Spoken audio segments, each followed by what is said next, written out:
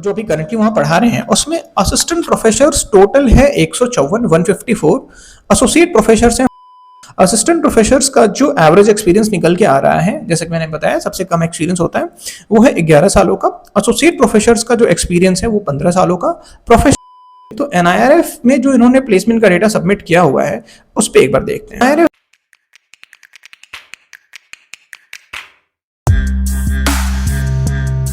तो आज की इस वीडियो में हम रिव्यू करेंगे जीएल बजाज का, बट ये रिव्यू बिल्कुल ही डेटा ड्रिवन होकर होगा। अब आप में से बहुत सारे लोग ये सोच रहे होंगे अभी तक तो आपके जो चैनल पे रिव्यू वीडियोस आते थे वो स्टूडेंट्स के साथ आप इंटरैक्ट करते हुए वीडियोस बनाते थे, तो अब अचानक से ये डेटा ड्रिवन रिव्यू क्यों, या आप घर बैठ के आपने रिव्यू बनाना स्टार्ट क्यों कर दिया? तो उसके पीछे रीजन है, वो पहले आप समझ लो। देखो, करीब करीब हमने जब से अपना स्टार्टअप स्टार्ट किया करीब करीब हमने 15 से 16 हज़ार किलोमीटर ट्रेवल कर लिया है, ईस्ट से लेके, मतलब कोलकाता जादवपुर को ले लो आप, और वहां से हमने डाउन साउथ तक अलग अलग स्टेट्स कवर किए, अलग अलग इंस्टीट्यूशंस को, चाहे वो आईआईटीज हो, आईएम्स हो, टियर 1 कॉलेज हो, टियर 2 कॉलेज हो, टियर 3 कॉलेज हो, टियर 4 कॉलेज हो। इतने सारे कॉलेजेस जाने के पीछे जो रीजन था वो ये था कि सबसे पहले हम प्रॉब्लम को समझें कि एग्जैक्ट प्रॉब्लम क्या है। सरफेस लेवल पे हमें प्रॉब्लम पता थी, बट हम डीप डाइव करके प्रॉब्लम को समझना चाह रहे थे। दूसरी चीज, पहले हमें पता था कि कोई भी स्टूडेंट कैमरे पे कंप्लीट रियलिटी नहीं बताएगा, जो नेगेटिव पॉइंट्स होंगे किसी भी इंस्टीट्यूशन के वो नहीं बताएगा, बट हम इसको समझना चाहते थे कि क्या एक्चुअल में जो हमारा अजम्पशन है वो कितना सही है, और रियलिटी वही है। जितने इंस्टीट्यूशंस में हम गए वहाँ हमारे पैरामीटर्स आज भी वही हैं, मतलब पहले भी वही थे जिन पे हम रिव्यू करते हैं, और आज भी अभी भी हम उन्हीं पैरामीटर्स से रिव्यू करेंगे।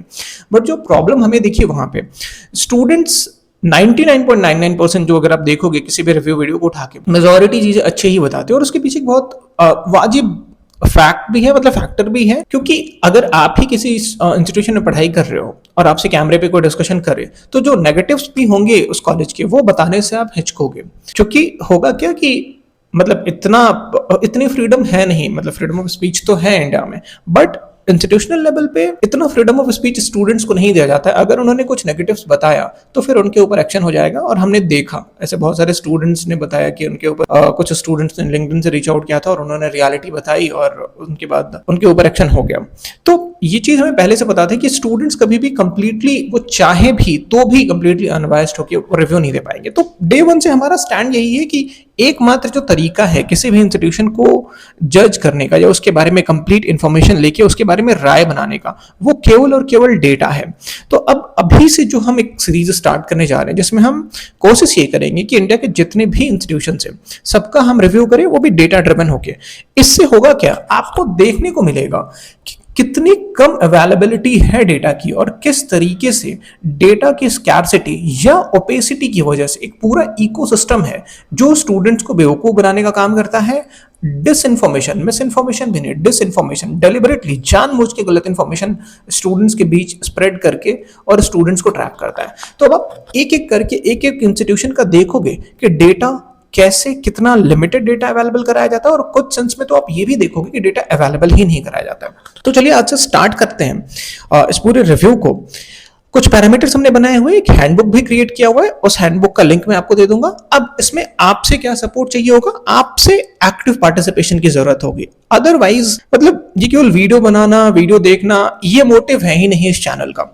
इस चैनल का बहुत बड़ा विजन है।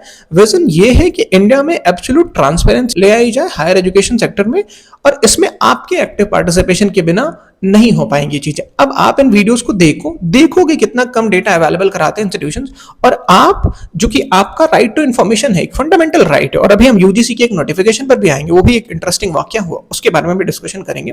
तो आपका एक्टिव पार्टिसिपेशन चाहिए होगा, चाहे आप स्टूडेंट हो, चाहे आप पेरेंट्स हो, चाहे आप ऐसे कोई हो जो एजुकेशन इंडस्ट्री में काम कर रहे हो, या आप कंसर्न है, मतलब ये इंडिया के हर एक सिटीजन का कंसर्न होना चाहिए। तो आपका एक्टिव पार्टिसिपेशन चाहिए होगा। अब आप एक्टिव पार्टिसिपेशन कैसे कर सकते हो, आप यूजीसी को मेल करिए। आप जो इंस्टीट्यूशंस हैं जिनका आप रिव्यू देखने जा रहे हो, चाहे आप आपने कुछ कॉलेजेस को शॉर्टलिस्ट किया हो, तो आप उनको मेल करिए। जिस भी सोशल मीडिया प्रोफाइल पे हो आप उनको टैग करिए कि भाई आप डेटा ही अवेलेबल नहीं करा रहे हो, जबकि न्यू एजुकेशन पॉलिसी का फंडामेंटल है कि ट्रांसपेरेंसी और अकाउंटेबिलिटी आना चाहिए हायर एजुकेशन सेक्टर में।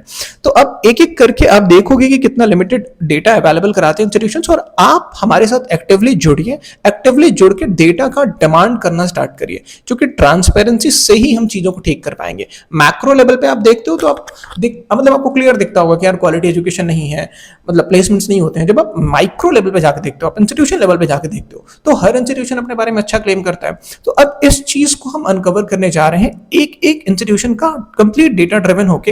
हालांकि स्टूडेंट्स का जो रिव्यू होगा वो भी हम लेते रहेंगे, ऐसा नहीं कि नहीं लेंगे, जो डेटा यहां दिखाएगा उसको हम वैलिडेट करेंगे। बट अगर हमें स्केल पे इंपैक्ट क्रिएट करना है तो आपका पार्टिसिपेशन चाहिए होगा, प्लस इंस्टीट्यूशंस को दिखाना होगा कि वो डेटा शेयर नहीं कर रहे हैं, ताकि उन पे प्रेशर क्रिएट हो और ये जो इंपॉर्टेंट और क्रूशियल डेटा है वो शेयर करना तो स्टार्ट करने से पहले सीरीज को कुछ इंपॉर्टेंट अपडेट्स थे जो मुझे लगा आपको मैं दे देता हूं।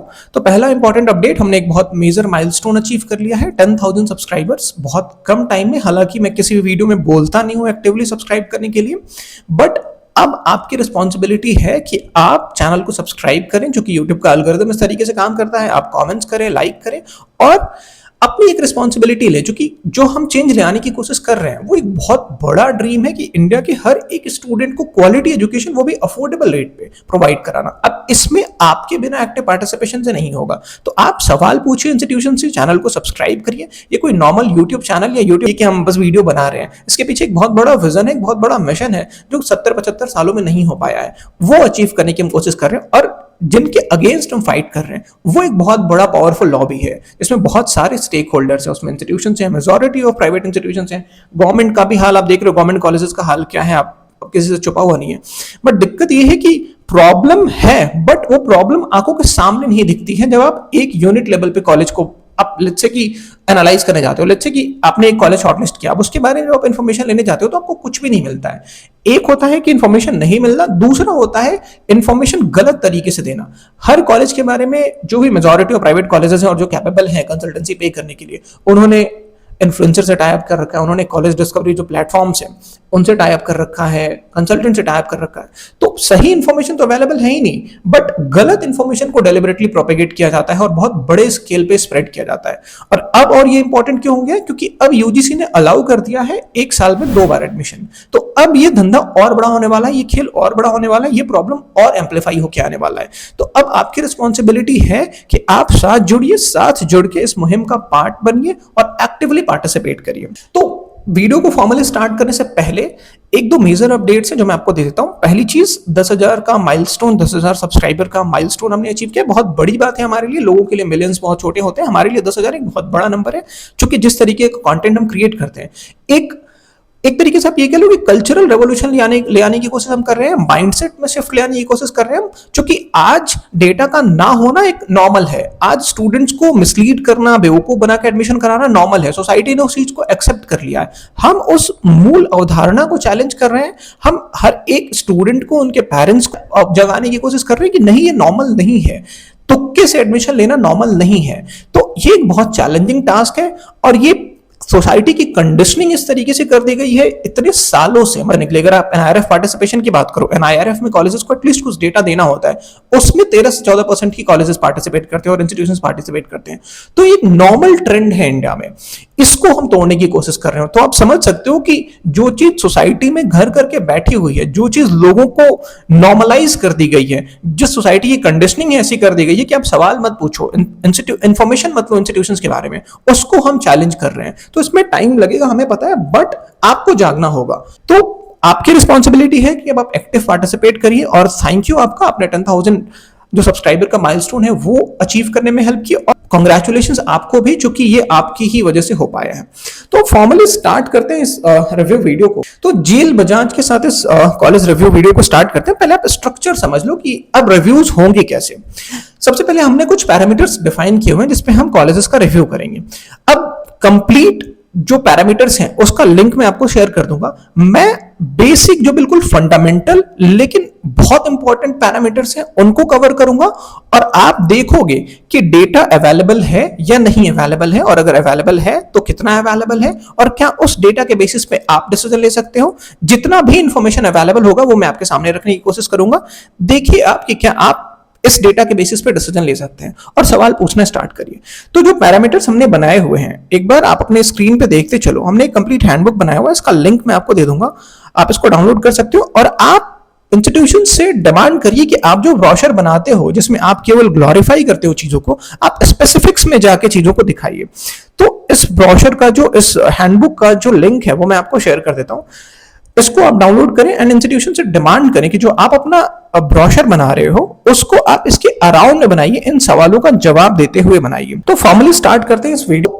मतलब मैं बहुत डेप्थ में नहीं जा, बेसिक ब्रॉड, अगर मैं ब्रॉडली 3 चीज भी समझना चाहूं कि कौन पढ़ा रहा है, सबसे इंपॉर्टेंट है कि कौन पढ़ा रहा है, दूसरा क्या पढ़ाया जा रहा है, जो पढ़ाया जा रहा है वो क्या इंडस्ट्री के साथ सिंक में है, तीसरा पढ़ने के बाद आउटकम क्या आ रहा है। ये 3 चीजें मैं ब्रॉडरली समझना चाह रहा हूं इस वीडियो को। तो सबसे पहला जो पॉइंटर है हमारे लिए, जो हमें लगता है बहुत इंपॉर्टेंट है किसी भी इंस्टीट्यूशन को रिव्यू करने के लिए या उसके बारे में एनालिसिस करने के लिए, वो होता है वहां फैकल्टीज कैसी हैं, क्योंकि एक इंस्टीट्यूशन कैसा परफॉर्म कर रहा है, उसका आउटपुट क्या आ रहा है उस इंस्टीट्यूशन में जो स्टूडेंट्स पढ़ रहे हैं, ये बहुत हद तक डिपेंड करता है वहां जो फैकल्टीज हैं उनके ऊपर। तो सबसे पहला पैरामीटर हमारा होगा जिस भी इंस्टीट्यूशन का हम रिव्यू करेंगे उसकी फैकल्टीज का एनालिसिस करना। तो जीएल बजाज की फैकल्टीज के बारे में एक बार एनालिसिस स्टार्ट करते हैं। अब इसमें हम पैरामीटर्स क्या क्या देखेंगे, बिल्कुल यूनिक और एक ऐसा पैरामीटर इंट्रोड्यूस करने जा रहे हैं जो इंडिया में अभी तक किसी ने इंट्रोड्यूस नहीं किया है। तो वो पैरामीटर आपको इतना हेल्प करेगा डिसीजन लेने में कि मतलब कंप्लीट ट्रांसपेरेंसी आ जाएगी। तो जो पैरामीटर हमने बनाया हुआ है, जो पैरामीटर हम अब डिमांड करें इंस्टीट्यूशन से, वो ये है कि हर अच्छे इंस्टीट्यूशन में स्टूडेंट्स के पास मौका होता है अपनी फैकल्टीज को रेट करने का, उनके बारे में रिव्यू करने का। और जब वो रिव्यू देते हैं तो उनकी आइडेंटिटी को एनोनिमस रखा जाता है। ऐसा नहीं होता है कि जो एप्लीकेशन फॉर्म उनको दिया जाता है, जो रिव्यू का रेट करने का मैकेनिज्म होता है, उसमें उनको अपना नाम वगैरह दिखाना होता है, जो भी अच्छे इंस्टीट्यूशन हैं। तो ऐसे इंस्टीट्यूशन में इंटरनल मैकेनिज्म होता है स्टूडेंट्स के पास अपनी फैकल्टीज को रेट करने का। अब हम डिमांड ये कर रहे हैं कि आप ये जो डेटा है, इस डेटा को पब्लिक डोमेन में अवेलेबल कराइए। इससे होगा क्या, 2 बेनिफिट्स होंगे। एक तो जो पहला बेनिफिट होगा वो ऐसे फैकल्टीज जो एक्चुअल में अच्छा पढ़ा रहे हैं और उनके पास एक इनर मोटिवेशन है और जो एक्चुअल डेडिकेटेड हैं कुछ चेंज लाने के लिए, उनके पास एक बहुत बड़ा मोटिवेशन होगा कि उनकी डिटेल्स अवेलेबल होंगी पब्लिक डोमेन में जिनके बारे में स्टूडेंट्स अच्छा बोल रहे हो। लेट्स से कि स्टूडेंट्स को 5 रेटिंग मिली हुई है, 5 आउट ऑफ 5 या 4.9 है, तो उसके पास एक मोटिवेशन होगा। क्योंकि हमेशा ये एक लॉ ऑफ साइकोलॉजी भी है कि अगर आप अप्रिशिएशन आपको पब्लिक डोमेन में मिलता है तो आपके पास एक ड्राइविंग फोर्स होता है। तो हमारी डिमांड ये है उस जो स्टूडेंट का रेटिंग है उसको पब्लिक डोमेन में रखिए कि जितने फैकल्टीज हैं आपके पास, वो भी डिपार्टमेंट वाइज, ये नहीं है केवल कंप्यूटर साइंस का जिसकी डिमांड है ज्यादा, हर डिपार्टमेंट के जो भी फैकल्टीज हों उनके बारे में वहां के जो एग्जिस्टिंग स्टूडेंट्स हैं अक्रॉस, फर्स्ट ईयर वाले क्या कह रहे हैं, सेकंड ईयर वाले क्या कह रहे हैं, थर्ड ईयर वाले क्या कह रहे हैं, या फोर्थ ईयर वाले क्या कह रहे हैं, एवरेज रेटिंग उनकी वहां पे आप डिस्प्ले करिए। इससे स्टूडेंट्स के बीच एक तो जो प्रोस्पेक्टिव स्टूडेंट्स होंगे जो एडमिशन लेने जा रहे हैं उनके पास एग्जैक्ट आइडिया होगा कि हाँ फैकल्टीज कैसी हैं। और दूसरी चीज जो होगी वो ये होगा कि एक हेल्दी कंपटीशन डेवलप होगा फैकल्टीज के अंदर में कि मुझे बेहतर करना है। एक्चुअल में अगर आपका इंटेंट है इंप्रूवमेंट लाने का तो इंस्टीट्यूशंस को आगे आके इंफॉर्मेशन शेयर करनी चाहिए। तो आइए देखते हैं कि क्या जीएल बजाज ने ये इंफॉर्मेशन शेयर की हुई है अपने वेबसाइट पे। तो एक बार जीएल बजाज की ऑफिशियल वेबसाइट पे चलते हैं और देखते हैं कि क्या ऐसा कोई इंफॉर्मेशन इन्होंने शेयर किया हुआ है। तो सबसे पहले फैकल्टीज की जो डिटेल्स हैं उस पर चलते हैं हम और फिर देखते हैं हम कि कितनी इंफॉर्मेशन अवेलेबल है। तो पहली चीज तो जो स्टूडेंट अप्रूवल है ये हम देखेंगे। अगर आप एक बार यहाँ आते हो, फैकल्टी का जहाँ पे दिया हुआ है इन्होंने फैकल्टी डिटेल्स वेबसाइट पे, और ये यूजीसी का मैंडेट है कि आप वो सारी इंफॉर्मेशन जिसके बेसिस पे स्टूडेंट्स एंड पेरेंट्स एक इन्फॉर्म्ड डिसीजन ले सकते हैं वो आपको अपनी वेबसाइट पे अवेलेबल करानी चाहिए। तो देखते हैं एक बार फैकल्टीज पे जब आप क्लिक करते हो तो यहाँ डिपार्टमेंट्स दिखते हैं, यहाँ पे mechanical, computer science, electronics and communication. तो एक बार कंप्यूटर साइंस पर ही क्लिक करते हैं, फिर देखते हैं फैकल्टीज में क्या क्या डिटेल्स अवेलेबल कराई हैं इन्होंने। तो अभी आप जो अपनी स्क्रीन पे देख रहे हो ये देखो आप, यहाँ पर इन्होंने 3 कैटेगरीज में बेसिकली डिटेल्स अवेलेबल कराई हैं बाइफरकेट करके। पहला है name of the faculty, designation और हाईएस्ट डिग्री एंड क्वालिफिकेशन। अब यहाँ पर स्टूडेंट रेटिंग का कोई नामो निशान नहीं है। दूसरा, ना तो यहां पर टोटल वर्क एक्सपीरियंस दिखाया गया है जो अगेन एक बहुत इंपॉर्टेंट फैक्टर होता है, ना यहां पर फैकल्टीज ने इंडस्ट्री में काम किया हुआ है या नहीं किया हुआ है इसके बारे में कोई इंफॉर्मेशन दिखाई गई है, ना यहां पर यह दिखाया गया है कि इन लोगों ने जो ये फैकल्टीज हैं इनका एरिया ऑफ रिसर्च क्या है, ये भी मिसिंग है ये इंफॉर्मेशन भी। तो यहाँ पे इनके अल्मा मैटर के बारे में कुछ नहीं पता है। वैसे अगर आप इंस्टीट्यूशन से पूछोगे तो एक जनरिक सा आता है, या जो एडमिशन कंसल्टेंट्स भी हैं, जो पोर्टल्स भी हैं, जो पैसा लेके एडमिशन कराते हैं, और पैसा लेके एडमिशन कराना गलत नहीं है, बट हाँ गलत इन्फॉर्मेशन देके एडमिशन कराना गलत है। अब उसमें क्या होता है, उनसे पूछोगे कि फैकल्टीज कैसी हैं, तो आप में से भी बहुत सारे लोग रिलेट कर पाओगे। वो लोग एक लाइन में बोल देते हैं 90% IITs हैं, IIT से हैं। तो अब दिखाओ कहां से हैं, ये दिखाओगे ना आपकी कितने IIT से हैं, कितने NIT से हैं। ये इन्फॉर्मेशन अवेलेबल नहीं है कि इन लोगों ने कहां से पढ़ाई की। अब यहां पर जो आप इस अवेलेबल डेटा सेट से जो इन्फॉर्मेशन आप ड्रॉ कर सकते हो, वो ये कर सकते हो कि कितने प्रोफेसर्स हैं, कितने एसोसिएट प्रोफेसर्स हैं, कितने असिस्टेंट प्रोफेसर्स हैं। तो अब ये भी है कि मतलब इस इंफॉर्मेशन से केवल हम इतना ही, और ये हाईएस्ट जो क्वालिफिकेशन है, ये दो चीजें हम केवल ड्रॉ कर पाएंगे। अब एक बार NIRF पे चलते हैं, वहां देखने की कोशिश करते हैं। अच्छा, यहां एक बार रुक के ये समझ लेते हैं कि जो डेजिग्नेशन है इसमें से क्या हम कुछ कंक्लूजन ड्रॉ कर पाते हैं कि कितने एसोसिएट प्रोफेसर हैं, कितने असिस्टेंट। अब एक बार ये कॉन्सेप्ट समझ लो आप, असिस्टेंट प्रोफेसर, एसोसिएट प्रोफेसर और जो प्रोफेसर होते हैं प्रॉपरली उनका।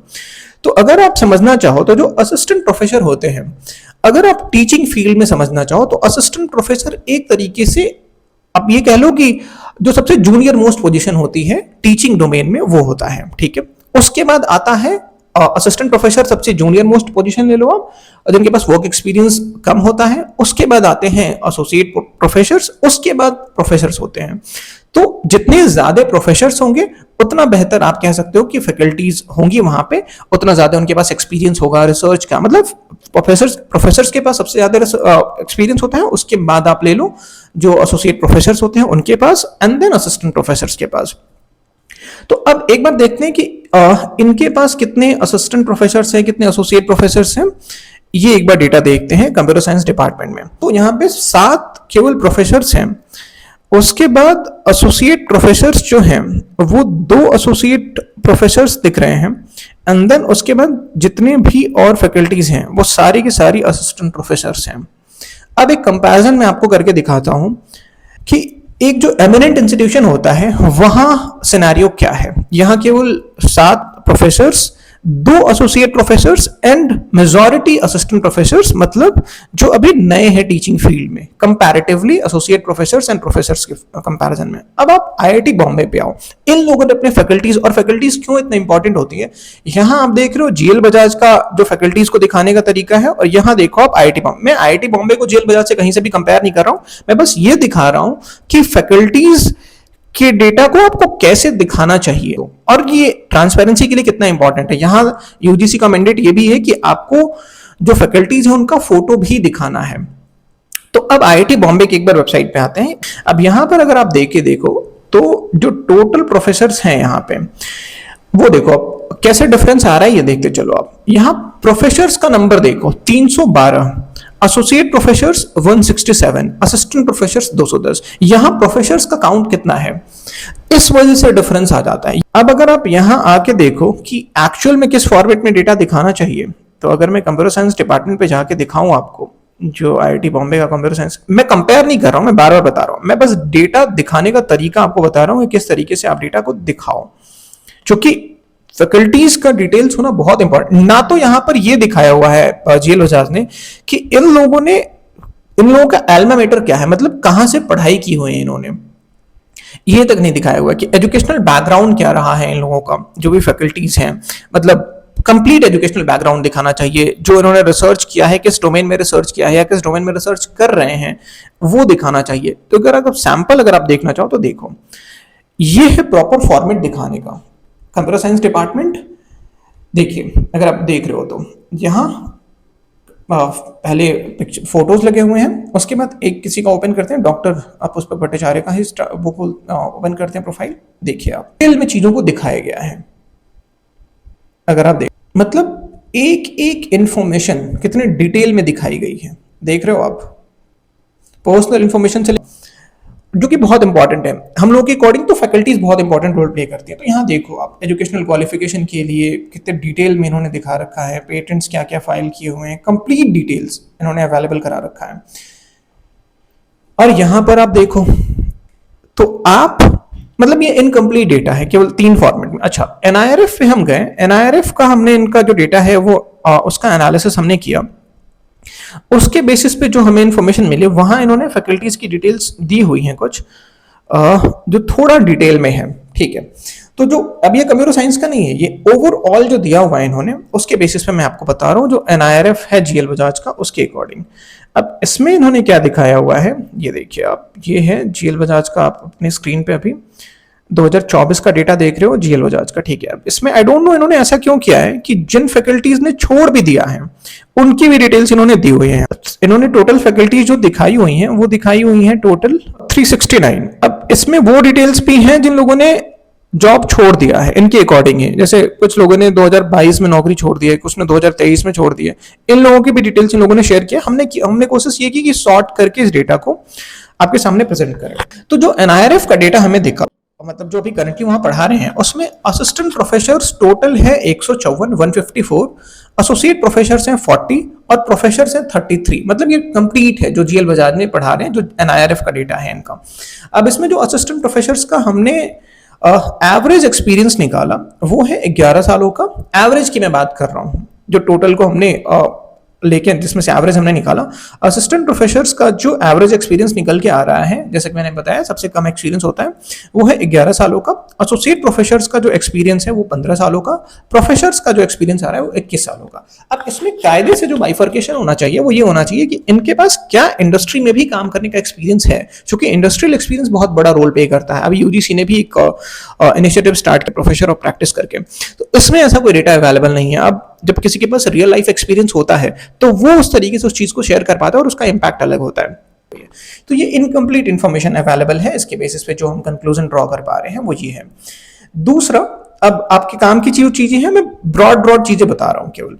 दूसरी चीज, बहुत सारे स्टूडेंट्स फैकल्टीज के बाद आ जाते हैं कि प्लेसमेंट बहुत बड़ा इंपॉर्टेंट रोल प्ले करता है स्टूडेंट्स के लिए, कि भैया बताओ कि प्लेसमेंट कैसा है। आइए देखते हैं एक बार प्लेसमेंट पे। अगर आप देखते हो यहाँ पे, तो इनकी वेबसाइट पे चलते हैं पहले, उसके बाद NIRF पे देखेंगे एक बार। तो अगर आप प्लेसमेंट पे चलो तो यहाँ ट्रेनिंग एंड प्लेसमेंट का एक इन्होंने टैब दिया हुआ है। अब इस पे देखते हैं, प्लेसमेंट रिकॉर्ड करके इन्होंने एक दिया हुआ है। इस पे क्लिक करते हैं एक बार। प्लेसमेंट समरी करके ओपन किया, यहाँ पे इन्होंने एक दे रखा है प्लेसमेंट रिकॉर्ड, ठीक है। अब यहाँ कुछ स्टूडेंट्स के आपको चेहरे दिख रहे हैं, उनका जो CTC है, जो सैलरी उनको ऑफर हुई है वो दिखाया हुआ है और कंपनी का नाम।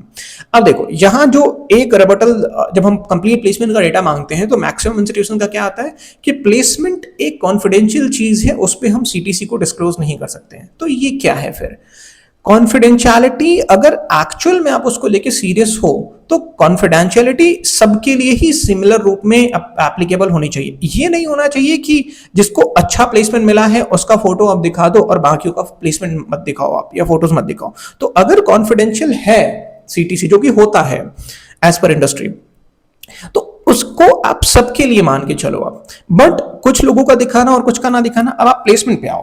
अब यहां सबसे बड़ा जो चैलेंज आपको क्या दिख रहा है, सबसे पहले तो प्लेसमेंट को आपको बाइफर्केट करना चाहिए स्ट्रीम वाइज, कि कंप्यूटर साइंस। अब इसको देख के आपको क्या लग रहा है, यहाँ पे कोई ऐसी डिटेल नहीं है जिससे आप ये पता कर पाओ कि इन बच्चों ने जीएल बजाज से क्या पढ़ाई की हुई है। अब इससे क्या होता है, इंस्टीट्यूशन एक इमेज क्रिएट करते हैं। जब आप स्ट्रीम नहीं बताते हो तो उससे स्टूडेंट को क्या लगता है, जैसे एक BBA वाला भी आएगा, तो यहां आप उसको कैसे वो पता कर पाएगा कि ये 43 लाख का जो प्लेसमेंट लगा हुआ है वो कौन से ब्रांच का है या कौन सा कोर्स किया हुआ है। तो एक जनरल इमेज क्रिएट करने की कोशिश की जाती है कुछ सेलेक्टिव स्टूडेंट्स का डेटा दिखा के। अगर आप ये डेटा दिखा रहे हो तो आप बाइफर्केट करके दिखाओ आप कि इन स्टूडेंट्स ने क्या पढ़ाई की हुई है जीएल बजाज ने। वो भी कितने स्टूडेंट्स का डेटा है ये एक बार देखते हैं। 2024 में करीब करीब 50 स्टूडेंट का ले लो, 50 भी नहीं है, 50 से भी कम ही है। तो अब आप खुद सोचो कि ना तो मुझे ये पता है इनको देख के कि इन्होंने क्या कोर्स किया जीएल बजाज से, ना आपने कंप्लीट प्लेसमेंट का डेटा शेयर किया हुआ है। अब कायदे से जो प्लेसमेंट का डेटा शेयर करना चाहिए वो ये करना चाहिए कि आप सबसे पहले डिवीजन करो कि ये बीटेक का है, बीटेक में भी ये कंप्यूटर साइंस का है। कंप्यूटर साइंस के टोटल नंबर ऑफ स्टूडेंट्स कितने हैं, लेट्स से 300 स्टूडेंट्स हैं, तो 300 में से कितने स्टूडेंट्स का प्लेसमेंट मिला, उनका जिस तरीके से आपने इनका फोटो लगाया हुआ और इनका प्लेसमेंट का वो दिखाया हुआ है सैलरी। अब इसमें एक चीज मिसिंग है, प्रोफाइल क्या मिला हुआ है स्टूडेंट्स को, ये नहीं लिखा हुआ है। तो ये मतलब इतनी चीज तो चलिए ठीक है, जो चीजें आपने, 4 चीजें जो आपने की है ये ठीक है, इसमें बस आप प्रोफाइल ऐड कर दीजिए और आप ये दिखाइए कि ये क्या पढ़ाई कर रहे थे जीएल बजाज से, और कंप्लीट बैच का प्लेसमेंट डेटा कि 300 स्टूडेंट थे, 300 में से कितनों को प्लेसमेंट मिला, ताकि एक ऑथेंटिसिटी आ pi plus medium placement calculate किया जा सके। अब उसमें कोई दिक्कत तो होगी नहीं, जब आपके पास इन बच्चों का डेटा है तो कंप्लीट डेटा भी होगा, तो आप कंप्लीट डेटा अपलोड करिए वेबसाइट पे। अब इसमें से कुछ नहीं पता चल रहा है कि इन बच्चों ने क्या पढ़ाई की हुई है। वैसे ही 2023 का, अब चलो एक रिबटल ये आ सकता है कॉलेजेस का कि 2024 का प्लेसमेंट ऑनगोइंग है, तो 2023 का जो इन्होंने दिया हुआ है ये देख लेते हैं एक बार। 2023 में भी सिमिलर ही है, कुछ ही स्टूडेंट्स का है, उसमें भी नहीं बताया है कि इन लोगों ने क्या पढ़ाई की हुई है। 2022 में आते हैं एक बार, 2022 का भी सिमिलर ही है। कुल मिला के जो सही तरीका है वो ये है, जिससे कंप्लीट ट्रांसपेरेंसी आ जाए, वो ये है कि आप सबसे पहले बाइफरकेट करो कि बीटेक कंप्यूटर साइंस का प्लेसमेंट डेटा अलग करो, आप बीबीए का अलग करो, आप बीसीए का अलग करो, आप एमबीए का अलग करो, आप पीजीडीएम का अलग करो, आप कंप्लीट बाइफरकेशन। और कंप्यूटर साइंस का कॉलेज है, बहुत रनाउंड कॉलेज है, तो इन्फॉर्मेशन देने में ऐसा तो है नहीं कि लोगों को करने नहीं आएगा प्रॉपर, और ये किया भी हुआ है। तो कंप्लीट सही तरीका जो है वो ये है कि आप पहले आप डिवाइड करो कोर्स वाइज कि बीटेक का ये प्लेसमेंट डेटा है, बीटेक में भी फिर फर्दर बाइफरकेशन करो कि कंप्यूटर साइंस का ये है, मैकेनिकल का ये है, इलेक्ट्रिकल का ये है, तब जाके एक स्टूडेंट इन्फॉर्म डिसीजन ले पाएगा। इस डेटा को देख के कोई कैसे इन्फॉर्म डिसीजन ले पाएगा? 40-50 बच्चों का प्लेसमेंट डेटा अवेलेबल है, तो और बीबीए बीसी वालों का तो दिख ही नहीं रहा है इसमें क्या है क्या नहीं, क्योंकि कोड दिखाया ही नहीं है। तो मेरी रिक्वेस्ट ये होगी, और आप भी अगर आप स्टूडेंट हैं तो, अगर आप पेरेंट्स हैं तो आप डिमांड करिए कि भाई कंप्लीट ट्रांसपेरेंसी के साथ आप ब्रांच स्पेसिफिक डेटा दिखाइए और प्रोफाइल भी दिखाइए कि जिस बच्चे का प्लेसमेंट आपने दिखाया हुआ है कि अमेज़न में 44 लाख का है, तो इसमें बचा क्या कंप्लीट, मतलब इसमें कॉन्फिडेंशियलिटी जैसी कोई चीज तो अब रह नहीं गई, तो आप इसका प्रोफाइल भी दिखा दीजिए और कंप्लीट बैच का दिखाइए। ये एक चीज हो गई। अब मैं इंटर्नशिप पे आता हूं। इंटर्नशिप का अगर आप देखो तो इंटर्नशिप पे अब यहां पर मुझे इंटर्नशिप का कुछ नहीं दिख रहा है। इंटर्नशिप एक बहुत इंपॉर्टेंट है, अब स्टूडेंट्स को इंटर्नशिप मिलता है नहीं मिलता है, जो कि एक्सपीरियंशियल लर्निंग का एक बहुत इंपॉर्टेंट पार्ट इंटर्नशिप है, तो वो चीज दिखानी चाहिए कि इंटर्नशिप कितने स्टूडेंट्स को मिला। सिमिलर जैसे प्लेसमेंट वाला डेटा होता है वैसे ही ब्रांच स्पेसिफिक, सबसे इंपॉर्टेंट है ब्रांच स्पेसिफिक होके होना, जनरलाइज नहीं करना कि हाँ बीटेक में हो जा रहा है तो उसी भरोसे पूरा इंस्टीट्यूशन चला रहे हैं, और बीटेक में भी कितनों को हो रहा है कुछ नहीं पता है। तो जब कंप्लीट ट्रांसपेरेंसी आएगी तो फिर अकाउंटेबिलिटी बनने स्टार्ट हो जाएगी, फिर इंस्टीट्यूशन में प्रेशर क्रिएट होगा कि भाई अगर लेट्स से कि इन्होंने चलो एटलीस्ट इतना डेटा दिखाने की कोशिश की है, हालांकि इनकम्प्लीट है, कंप्लीटली इनकम्प्लीट डेटा है, इसके बेसिस पे मैं अगर स्टूडेंट होता मैं कोई डिसीजन नहीं ले पाता, और अगर कोई स्टूडेंट इसको देखे तो वो भी नहीं ले पाएगा, मतलब इन्फॉर्म डिसीजन तो नहीं ले पाएगा, वो तुक्के से ही डिसीजन लेगा। और केवल जीएल बजाज की बात नहीं है, मैक्सिमम कॉलेजेस का यही हाल है। तो अब होना क्या चाहिए कि भाई आप ब्रांच स्पेसिफिक पे आओ, उसमें आप डेटा दिखाइए। इंटर्नशिप का भी डेटा उसी फॉर्मेट में जिस फॉर्मेट में प्लेसमेंट का डेटा होता है। अब एक बार एनआईआरएफ पे अगर हम चले तो एनआईआरएफ में जो इन्होंने प्लेसमेंट का डेटा सबमिट किया हुआ है उस पे एक बार देखते हैं। एनआईआरएफ में इन्होंने जो दिखाया हुआ है ये इंजीनियरिंग का है, ये ठीक है 2024 का। अब इन्होंने जो दिखाया हुआ है वो ये दिखाया हुआ है 2022-23 एकेडमिक ईयर का कि टोटल नंबर ऑफ स्टूडेंट्स जो ग्रेजुएट हुए वो है 896, जो total number of students place हुए वो है 790, और जो मीडियन प्लेसमेंट मिला वो मिला 5 लाख रुपए का, और 21 स्टूडेंट्स ने हायर स्टडीज के लिए ऑप्ट किया। अब 5 लाख रुपए मीडियन प्लेसमेंट, अब इस डेटा से भी आप क्वेश्चन कंप्लीट नहीं मिल रही है कि ये जो 790 स्टूडेंट्स थे इसमें से कितने स्टूडेंट्स आपके बीटेक मैकेनिकल के थे, कितने कंप्यूटर साइंस के थे, कितने इलेक्ट्रिकल के थे, कितने ईसी के थे, मतलब कंप्लीट इंफॉर्मेशन इससे भी नहीं मिल रही है। अब इसमें क्या है, मीडियम प्लेसमेंट 5 लाख रुपए। अब इससे क्या होता है, 5 लाख रुपए मीडियम प्लेसमेंट का मतलब आप समझ लो। अच्छी चीज ये है कि गवर्नमेंट मीडियम प्लेसमेंट मांगती है, एवरेज प्लेसमेंट से कभी भी आप किसी भी कॉलेज का ऑथेंटिक इंफॉर्मेशन नहीं ले पाओगे। एवरेज प्लेसमेंट कैलकुलेट कैसे होता है, तो सीटीसी को डिवाइड कर दिया टोटल नंबर ऑफ स्टूडेंट्स से, तो अब उसमें कुछ स्टूडेंट्स को भी अगर हाईएस्ट प्लेसमेंट मिला हुआ है तो पूरे बैच का प्लेसमेंट डेटा बढ़ जाएगा। मीडियम प्लेसमेंट से क्या होता है कि 50% ऑफ बैच को क्या प्लेसमेंट मिला और 50% ऑफ बैच को लेट्स से कि 5 लाख रुपए है, तो इसका मतलब ये है कि ये जो 790 बच्चे प्लेस हुए हैं इसमें से 790 में से आधे बच्चों को 5 लाख रुपए से कम की सैलरी मिली हुई है और आधे बच्चों को 5 लाख रुपए से ज्यादा की सैलरी मिली हुई है। अब वो ज्यादा कितना है वो आपको इससे देखना होता है कि हाईएस्ट प्लेसमेंट क्या था, फिर आप टॉप 10% देखो, फिर आप टॉप 20% देखो, फिर टॉप 30% देखो, इस तरीके से। लेकिन मीडियम प्लेसमेंट से आपको एक बात समझ में आ गई कि 790 में से आधे बच्चे जो हैं उनको 5 लाख रुपए से कम कम का सैलरी मिला हुआ है। अब इसमें अगर यही डेटा ब्रांच स्पेसिफिक होकर दिखा दिया जाए तो कंप्लीटली रेवोल्यूशनाइज हो जाएगा। और ये केवल जीएल बजाज की बात नहीं हो रही है, ये हर इंस्टीट्यूशन के लिए है। तो हमारी रिक्वेस्ट यही होगी कि आप मांगना स्टार्ट करो। और ऐसा नहीं है कि ये डेटा अवेलेबल नहीं है, मीडियम प्लेसमेंट जब आपने निकाला हुआ है तो डेटा है तभी निकाला हुआ है ना मीडियम प्लेसमेंट। अब उसके बाद एक जो इंडस्ट्री का कंसर्न है कि जो सिलेबस आप पढ़ा रहे हो वो सिलेबस आउटडेट हो गया है।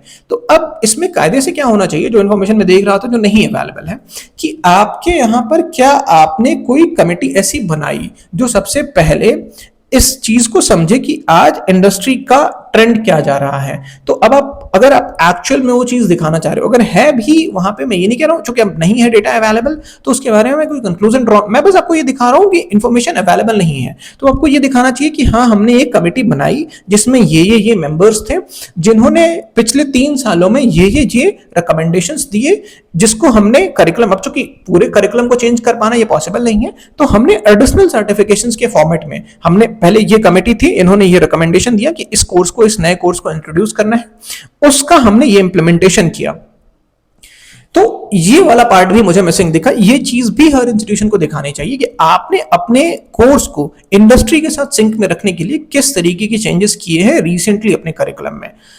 तो मतलब मैं बहुत डेप्थ में नहीं जा रहा हूं, हालांकि मैं आपको जो कंप्लीट हमने एक वेल रिसर्च करके जो पूरा एक हैंडबुक क्रिएट किया वो मैं आपको दे देता हूं, बट बेसिक ब्रॉड अगर मैं ब्रॉडली 3 चीज भी समझना चाहूं कि कौन पढ़ा रहा है, सबसे इंपॉर्टेंट है कि कौन पढ़ा रहा है, दूसरा क्या पढ़ाया जा रहा है, जो पढ़ाया जा रहा है वो क्या इंडस्ट्री के साथ सिंक में है, तीसरा पढ़ने के बाद आउटकम क्या आ रहा है।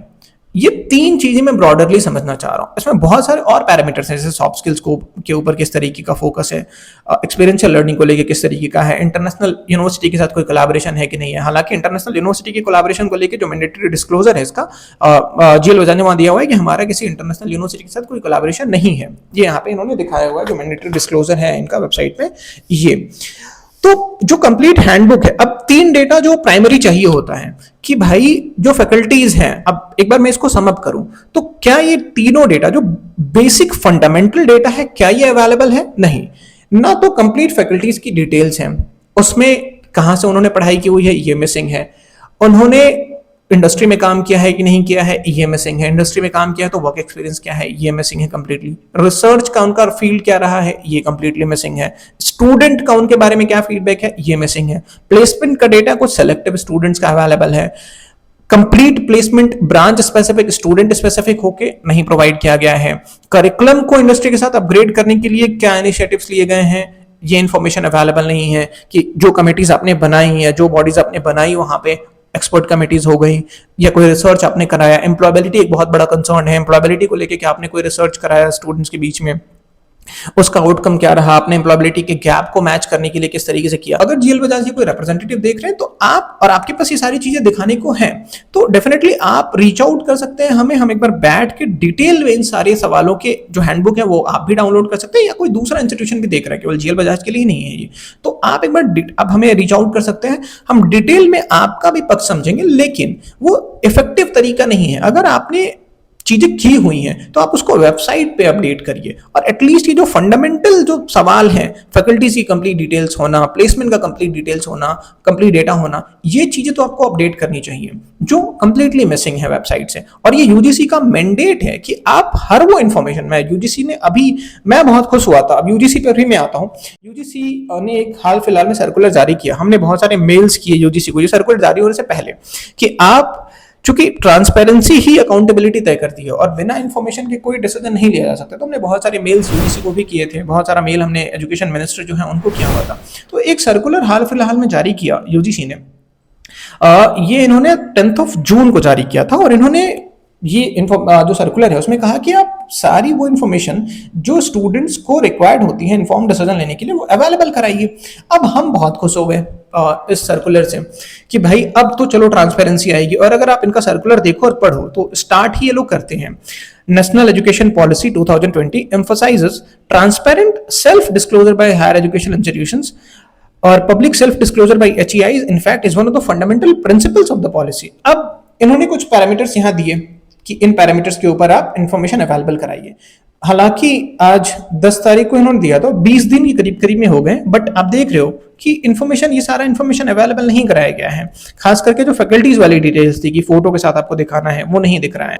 अब हमने क्या किया कि हमने पूछा यूजीसी से आरटीआई लगा के कि भाई ये जो आपने सर्कुलर जारी किया हुआ है, पहले तो बहुत खुश थे कि हाँ ठीक है, ये बहुत मतलब एक बहुत हमारे लिए एक बहुत बड़ा डेवलपमेंट है कि यूजीसी ने अब इंस्टीट्यूशंस को बोला हुआ है कि आप डेटा को पब्लिकली अवेलेबल कराइए, वो भी बिना लॉगिन किए। ये नहीं कि कोई वेबसाइट पे जा रहा है तो पहले उसकी लीड जनरेट कराइए, उसके बाद कॉल करना स्टार्ट करिए, बिना रजिस्ट्रेशन कराए हुए, बिना उससे कोई डिटेल लिए हुए आप ये सारा डेटा अवेलेबल कराइए। तो हमने क्या किया, हम बहुत उत्साहित हुए, हमने यूजीसी को मेल आरटीआई फाइल किया है, क्योंकि कुछ इसमें क्लैरिफिकेशन की जरूरत थी। जैसे फैकल्टीज पे इन्होंने केवल ये लिखा हुआ था कि department school centre wise faculty staff details with photograph. अब इसमें क्या क्या इन्फॉर्मेशन अवेलेबल होना चाहिए, जैसे मैंने बताया आपको कि वहां पे उनके पास वर्क एक्सपीरियंस भी है, तो इंडस्ट्री का वर्क एक्सपीरियंस कितना है, टीचिंग का वर्क एक्सपीरियंस कितना है, मतलब इसमें कंप्लीटली बताया नहीं कि क्या क्या इन्फॉर्मेशन अवेलेबल होना चाहिए स्पेसिफिक्स में। इन्होंने केवल दिखाया हुआ है कि department school centre wise faculty staff details with photographs. तो फोटोग्राफ तो कंप्लीटली वहां पे नहीं दिखा था, ये तो देख गया आपको। अब तो हमने आरटीआई फाइल किया, हमने 10 सवाल पूछे, ठीक है, 10 सवाल हमने पूछे। अब वो 10 सवाल क्या थे मैं आपको बताता हूं। ये सर्कुलर आपके स्क्रीन पे चल रहा होगा, ये आप पढ़ सकते हो, ठीक है। अब इसमें 10 सवाल जो हमने पूछे वो ये है, क्योंकि इन 10 सवालों के जवाब नहीं थे उस सर्कुलर में। पहला सवाल जो हमने पूछा वो ये है कि ये जो सर्कुलर आपने जारी किया है, ये बहुत अच्छा सर्कुलर है, नो डाउट, बट क्या ये सर्कुलर हायर एजुकेशनल इंस्टीट्यूशंस के लिए मैंडेटरी है फॉलो करना, या ये ऑप्शनल है? पहला सवाल हमारा था। दूसरा सवाल जो हमने पूछा वो ये पूछा कि जो इंस्टीट्यूशंस इन गाइडलाइंस को फॉलो नहीं कर रहे हैं उनके ऊपर आप क्या एक्शन लेंगे। दूसरा सवाल ये था हमारा। तीसरा सवाल जो हमने पूछा वो ये पूछा कि इसका डेडलाइन क्या है, ये जो इंफॉर्मेशन अवेलेबल कराने की आप बात कर रहे हो हायर एजुकेशनल इंस्टीट्यूशन से, ये कब तक अवेलेबल कराना है उनको, क्योंकि इस सर्कुलर में ऐसा कोई डेडलाइन उन्होंने नहीं बताया हुआ था, और ये एडमिशन का पीक चल रहा है अभी। तो इन्फॉर्मेशन अगर आप एडमिशन के बाद दोगे तो उसका कोई रेलेवेंस नहीं हो, टाइम से चाहिए होगा इन्फॉर्मेशन। तो डेडलाइन आपने नहीं बताया इस गाइडलाइन में कि कब तक इसको इंप्लीमेंट करना है। चौथा सवाल जो हमने पूछा वो ये पूछा कि आपके पास आपने क्या मैकेनिज्म बनाया हुआ है जिससे कि आप ये वेरीफाई कर पाओ कि ये जो डेटा इंस्टीट्यूशंस अपनी वेबसाइट पे अवेलेबल करा रहे हैं वो सही है या नहीं। पांचवा सवाल जो हमने पूछा वो ये पूछा कि इन गाइडलाइंस के मतलब इफेक्टिव इंप्लीमेंटेशंस के लिए आपने क्या स्टेप लिए हुए हैं, क्या मैकेनिज्म आपने बनाया हुआ है। छठा सवाल जो हमने पूछा वो ये हमने पूछा कि जो कंप्लायंसेस की बात आप कर रहे हो कि ये चीजें आपको फॉलो करनी है, अगेन वही वाली बात कि इनकी मॉनिटरिंग के लिए क्या मैकेनिज्म है आपका कि टाइम से हो रहा हो। ऐसा नहीं कि ठीक है एक बार एक चीज होती है कि प्रॉब्लम क्रिएट हो जाता है, इंस्टीट्यूशंस ने नहीं दिया, उसके बाद आप उस पर एक्शन लोगे। दूसरा होता है कि आप उस प्रॉब्लम को क्रिएट ही ना होने दो। तो हमने पूछा कि आपने मतलब मॉनिटरिंग के लिए क्या किया हुआ है कि हाँ इतने टाइम बाउंड में ये डेटा अवेलेबल हो गया है या नहीं हुआ है, तो इसकी मॉनिटरिंग के लिए आपने क्या वो किया हुआ है। हमने सवाल स्पेसिफिक पूछा था, आर देयर एनी मॉनिटरिंग और compliance measures in place to ensure adherence to these guidelines, if so please provide details of these measures. सातवां जो हमने पूछा वो ये पूछा कि जो वही फैकल्टीज वाले में कंप्लीट इंफॉर्मेशन इन्होंने यूजीसी ने अपने नोटिफिकेशन में नहीं बताया था, तो हमने पूछा कि What specific details should be included in this disclosure? ये हमने पूछा। आठवां जो हमने पूछा वो ये पूछा कि क्या कोई स्टैंडर्ड प्रेस्क्राइब फॉर्मेट आपने बताया हुआ है इंस्टीट्यूशंस को कि इस फॉर्मेट में आप शेयर करिए। नौवां जो हमने पूछा जो बहुत इंपॉर्टेंट था कि प्लेसमेंट का केवल आपने नाम लिया वहां पे, प्लेसमेंट और प्लेसमेंट ही सबसे ज्यादा मिसयूज किया जाने वाला, प्लेसमेंट का डेटा ही सबसे ज्यादा मिसयूज किए जाने वाला पैरामीटर है। तो इसको लेके आपने किस तरीके का प्रावधान किया हुआ है। तो इसमें हमने स्पेसिफिक में क्या पूछा कि placement information is a critical factor for students which is often misused through incorrect and selective data sharing. जैसे सेलेक्टिव डेटा भी देख लिया आपने कि सेलेक्टिवली ही कैसे डेटा शेयर किया गया by institutions to deceive students. Then what arrangements or guidelines has the UGC put in place to ensure that higher educational institutions provide accurate and comprehensive placement data? अब ये हमने पूछा, उसके बाद हमने बोला कि क्या आप कुछ ऐसा सोच रहे हो या कुछ ऐसा प्लानिंग है आपकी, will there be a mandate for institutions to either share complete data, या तो आप कंप्लीट डेटा शेयर कराइए या आप किसी का भी डेटा मत शेयर कराइए, बाकी पैरामीटर्स पर रिव्यू कराइए। अब मतलब हमने ये इंफॉर्मेशन मांगा था 17 तारीख को, आज जो इंफॉर्मेशन आया बहुत अजीब सा इंफॉर्मेशन उन्होंने दिया। 10 पॉइंटर्स का इंफॉर्मेशन मांगा गया था और जो इन्होंने इंफॉर्मेशन दिया वो इंफॉर्मेशन केवल इतना दिया कि मैं आपको दिखाता हूँ इन्होंने क्या इन्फॉर्मेशन दिया। इनसे क्या आप बात करते हो, बट जब आपसे इन्फॉर्मेशन मांगा जाता है तो अब सवाल क्या पूछा जा रहा है और जवाब आप क्या दे। 10 सवाल स्पेसिफिक सवाल पूछे गए थे, मैंने आपको बताया। अब इनका रिप्लाई क्या आया उस 10 सवाल के जवाब में कि the direction given by the UGC apply to all universities located in India. 10 specific सवाल पूछे थे और इसका जवाब एक लाइन का आया कि the directions given by the UGC apply to all universities located in India. ये तो हमें भी पता है, हालांकि मैंने इस पे इसके अगेंस्ट में अपील जो है, फर्स्ट अपील जो होती है वो मैंने सबमिट कर दी है कि भाई मैं सवाल कुछ और पूछ रहा हूं, जवाब कुछ और दे रहे हो। तो ट्रांसपेरेंसी की कमी आप यूजीसी के अंदर में भी देख रहे हो कि इन्फॉर्मेशन देने में इतनी झिझक है। और पॉइंटेड सवाल है, ऐसा भी नहीं है कि उसमें कुछ समझ ना आने वाली बात है। 10 पॉइंटेड सवाल है। डेडलाइन कब तक है, इसका जवाब ये कैसे हो सकता है कि direction given by UGC to apply, मतलब पूछा गया कि कब तक इसको इंप्लीमेंट कराना है, इंस्टीट्यूशंस के लिए मैंडेटरी है या नहीं है, कब तक उसको अप्लाई, मतलब वो कब तक इन्फॉर्मेशन वो अवेलेबल कराएगा, क्या एक्शन लिया जाएगा अगर वो नहीं इंप्लीमेंट करता है। तो उसका जवाब केवल ये है कि the direction given by the UGC apply to all universities located in India. तो ये हाल है। अभी जो नीट वाला पूरा विवाद चल रहा है उसमें क्या हुआ, एनटीए ने मतलब बताया नहीं और उसके बाद ग्रेस मार्क दे दिया, और बाद में जब पता चला तो फिर हल्ला मचना स्टार्ट हुआ। तो सबसे बड़ी दिक्कत ये है ट्रांसपेरेंसी की बात करना और एक्चुअल में उसको इंप्लीमेंट करना, दोनों में बहुत बड़ा डिफरेंस है। तो देखते हैं अब यूजीसी का क्या आता है। हमने फर्स्ट जो अपील है वो फाइल कर दी है। अगर यहां से सेटिस्फैक्टरी आंसर नहीं मिलता और इसके इंप्लीमेंटेशन में अगर डिले होता, हम कुछ नहीं चाहते हैं, बस ये चाहते हैं कि ये जो आपने नोटिफिकेशन जारी किया है इसमें थोड़े बहुत इंफॉर्मेशन और ऐड करके इसको इंप्लीमेंट कराइए आप। और अगर नहीं होता है तो फिर जितने भी लीगल ऑप्शंस हो सकते हैं, चाहे वो पीआईएल फाइल करने की बात हो या जहां भी हम लोग जा सकते हैं, वो सारी कोशिशें करेंगे और उसमें भी आपका साथ चाहिए होगा। क्योंकि देखो हमारी थियरी जो है या जो मानना है वो बहुत सिंपल है। जिस दिन इंडिया में ये सारा इंफॉर्मेशन पब्लिक डोमेन में अवेलेबल करा दिया गया उस दिन उसका इंपैक्ट बहुत सिंपल होगा, बहुत सिंपल होगा। होगा क्या, आज प्रॉब्लम्स हैं लेकिन प्रॉब्लम्स कोई बताता नहीं है। अब इस ओपेसिटी का या इस पारदर्शिता की कमी का बेनिफिट एडमिशन कंसल्टेंट लेता है, कॉलेजेस लेते हैं, जो बड़े बड़े एडमिशन प्लेटफॉर्म से वो लेते हैं और बच्चों को बेवकूफ बना के एडमिशन करा देते हैं सब स्टैंडर्ड कॉलेजेस में। अब स्टूडेंट के पास कोई तरीका ही नहीं है इन्फॉर्मेशन वैलिडेट करने का। ऐसे ऐसे मतलब मैं ऑलरेडी इस सिस्टम का पार्ट रह चुका हूं तो मैं आपको बता रहा हूं। तो ऐसा होता था कि बीबीए में कोई बच्चा एडमिशन के लिए आया, कॉलेज की प्लेसमेंट हुई नहीं है, बट स्टिल बच्चे ने पूछा। अभी जो एडमिशन काउंसलर्स होते हैं बेसिकली सेल्स एजेंट्स होते हैं, उनका काम होता है एक एक एडमिशन कराने का और उसके बदले में अच्छा खासा पैसा मिलता है। पैसा देखो एडमिशन कराना या ये चलो उसमें कोई दिक्कत नहीं है, दिक्कत है गलत इंफॉर्मेशन देके एडमिशन कराना। तो अब होगा क्या कि जिस दिन ये डेटा कंप्लीट पब्लिक डोमेन में अवेलेबल हो गया, अब उसमें क्या होगा कि जो कॉलेज मतलब अब कंप्लीट डिटेल्स अवेलेबल है, अब उसमें दिख रहा है कि ना उस कॉलेज के पास ढंग के फैकल्टीज हैं, ना उस कॉलेज में प्लेसमेंट हो रहा है, ना वहां पे ना उसका इंटेंट ही है सही मतलब क्वालिटी एजुकेशन प्रोवाइड कराने का। और ये डेटा कंप्लीट पब्लिक डोमेन में अवेलेबल होगा तो उस इंस्टीट्यूशन में कौन एडमिशन लेने जाएगा, वो इंस्टीट्यूशन बंद हो जाएगा अगर एडमिशन ही नहीं होगा तो। आज दिक्कत ये वो इन्फॉर्मेशन ही अवेलेबल नहीं है। अब अगर इन्फॉर्मेशन अवेलेबल हो जाएगा तो इंस्टीट्यूशंस के पास दो ही ऑप्शन होगा, या तो उन कमियों को वो सुधारे जिनको एक्चुअल में इस इंडस्ट्री में रहना होगा और जो सीरियस होंगे एजुकेशन को लेके, या तो वो बंद हो। इस दिन अवेलेबल हो गया, अब यकीन मानो इंडिया में जो हायर एजुकेशन सेक्टर है वो कंप्लीटली रेवोल्यूशनाइज हो जाएगा। हर एक स्टूडेंट को क्वालिटी एजुकेशन मिलेगा। केवल मुट्ठी भर स्टूडेंट्स को जो आईआईटीज में पढ़ रहे हैं या आईआईएम से पढ़ रहे हैं, जो 1% भी नहीं है शायद, केवल उनका ही हक नहीं है क्वालिटी एजुकेशन पे। इंडिया के हर एक स्टूडेंट का हक है क्वालिटी एजुकेशन पे। और ये जो पूरी कोचिंग इंडस्ट्री चल रही है ये बंद हो जाएगी। जो बिलियंस ऑफ डॉलर्स की जो कोचिंग इंडस्ट्री है ना, जहां केवल सपना बेचा जाता है, वो बंद हो जाएगा।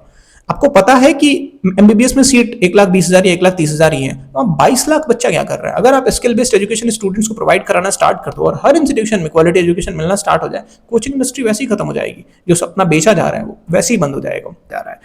तो आप बने रहिए हमारे साथ। और अब आपकी भी रिस्पॉन्सिबिलिटी है, क्योंकि देखो हमने जॉब क्विट करके ये स्टार्टअप स्टार्ट कर दिया, बट जब तक जिसके लिए हम कर रहे हैं वो ही नहीं जागरूक होगा, वो ही नहीं जागेगा और वो इंफॉर्मेशन नहीं मांगेगा, तब तक कोई चेंज नहीं आ पाएगा। और हमें पता है कि ये बहुत बड़ा प्रॉब्लम है। अगर इसको सॉल्व कर दिया गया तो इंडिया कंप्लीटली दूसरे डायरेक्शन में जा सकता है, बट ये तब तक नहीं होगा जब तक आप एक्टिवली पार्टिसिपेट नहीं करोगे। तो हम्बल रिक्वेस्ट है, किसी भी कॉलेज में एडमिशन तब तक मत लेना, तब तक 1 रुपए भी फी सबमिट मत कर देना जब तक आपको डेटा ना प्रोवाइड करा जाए। डेटा अगर नहीं प्रोवाइड किया जा रहा है, यूजीसी को लिखिए, आप सोशल मीडिया को यूज करिए, वहां पे टैग करिए इंस्टीट्यूशन को, पब्लिकली बताइए कि आपकी वेबसाइट पे डेटा ही अवेलेबल नहीं है। कॉल पर अगर बात होती है तो भी उनसे मांगिए आप। और आप देखोगे कि किस तरीके से अभी हाल फिलहाल में एक बहुत बड़ा पोर्टल है जिसने एक बहुत बड़ा कैंपेन, इमोशनल कैंपेन लॉन्च किया, मैं नाम नहीं लूंगा, उसने ये बताया कि हाँ वो गाइडेंस के लिए। अब आप कॉल करके देखिएगा जितने कॉलेज डिस्कवरी प्लेटफॉर्म्स हैं, बहुत बड़ा मेजॉरिटी ऑफ ये जो कॉलेज डिस्कवरी प्लेटफॉर्म्स हैं, ये डिसइंफॉर्मेशन स्प्रेड करने का एक बहुत बड़ा बहुत बड़ा हथियार है कॉलेजेस के लिए, जो कोलैबोरेट करके इनके साथ और डिसइंफॉर्मेशन को स्प्रेड करते हैं। आप टेस्ट कर सकते हो, आप उनको कॉल करके देखिए, वो केवल लिमिटेड सेट ऑफ कॉलेजेस ही बताएंगे आपको जिनके साथ उनका कोलैबोरेशन होता है और जिनके लिए वो काम करते हैं। आपको अच्छे इंस्टीट्यूशंस के बारे में आप पूछोगे वो नहीं बताएंगे। इनफैक्ट हमने जॉब क्विट ही इसलिए किया था क्योंकि वहां पे इस लेवल पे चीजें चल रही थी, लोगों को इस तरीके से मिसगाइड किया था। वो दावा करते हैं गाइडेंस का, बट एक्चुअल में होता मिसगाइडेंस है। तो थैंक यू सो मच, बहुत सतर्क रहने की जरूरत है और इस प्रॉब्लम को भी हमें बिल्कुल लग के और मिलजुल के सॉल्व करना होगा, बिल्कुल एक्टिव होकर सॉल्व करना होगा, क्योंकि इसका जो मैग्नीट्यूड है वो और बढ़ने वाला है। अब एक साल में 2 बार एडमिशन होने वाले हैं, तो आप समझ रहे हो कितना बड़ा, मतलब ये प्रॉब्लम और कितना बड़ा होने वाला है, और ये कितनी बड़ी अपॉर्चुनिटी होगी उन सारे लोगों के लिए जो बेवकूफ बनाने पे आए हुए हैं, स्टूडेंट्स को बेवकूफ बना के एडमिशन कराते हैं। तो आपको पहले सतर्क होने की जरूरत है। हमारी हम जिस भी तरीके से हेल्प कर सकते हैं उस तरीके से हेल्प करिए। बेसिक जो हेल्प कर सकते हैं वो ये है कि वीडियोस को, मतलब चैनल को तो सब्सक्राइब करिए, जो कि सिंपल सी बात है, जहां नंबर्स दिखते हैं उसकी वैल्यू होती है, उसका इंपैक्ट होता है। तो हमारी, मतलब अगर आप एक्टिवली पार्टिसिपेट करोगे तो ही हमारी बात सुनी जाएगी, चाहे वो गवर्नमेंट में हो चाहे अलग अलग इंस्टीट्यूशंस में हो। तो एटलीस्ट इतना तो करिए कि चैनल को सब्सक्राइब करिए, इसको शेयर करिए और भी अपने स्टूडेंट्स के साथ, और ये डेटा मांगिए, क्योंकि आपके बिना एक्टिव पार्टिसिपेशन के कुछ भी नहीं होने वाला है। तो थैंक यू सो मच।